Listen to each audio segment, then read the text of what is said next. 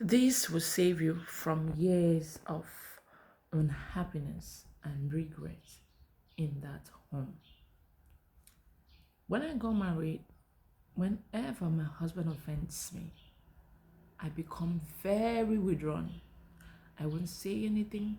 Not that I don't have a lot or everything he says was on point, but because growing up, I was always withdrawn. I came into marriage with such attitude, and whatever it says stays with me and torments me afterwards. Do you know what that does? It makes you become bitter. It makes you become resentful. It makes you become, it makes you begin to, see your spouse as a weapon formed against you.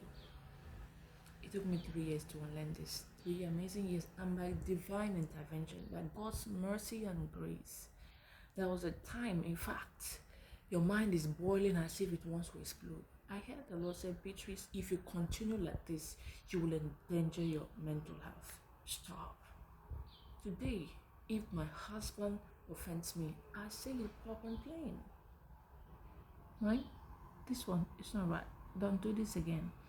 Whenever we have maybe a heated argument, depending on the mood and what the spirit wants, I can choose to replay, I can choose to, respond in the heat, I can choose to call him later.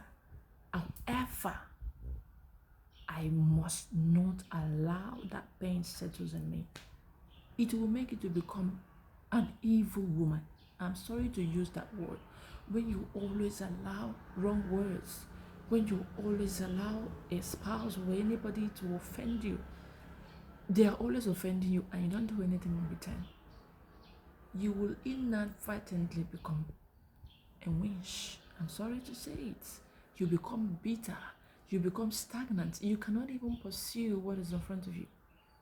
Your goals, passion, aspiration, everything will be, shaken because at every time, even as simple as picking a book to read, as you just open the book to read, your mind is telling you, didn't you remember what that your husband said to you? Also, you have closed the book. You begin to live in cycle. Pick this one lesson and you will be happy all the days of your life.